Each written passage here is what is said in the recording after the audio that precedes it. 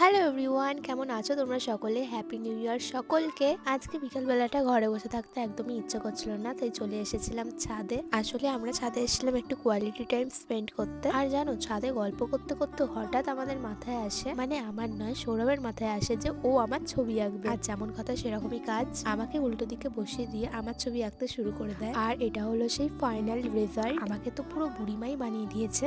আর আমিও ডিসাইড করি যে আমিও এবার ওকে আঁকবো।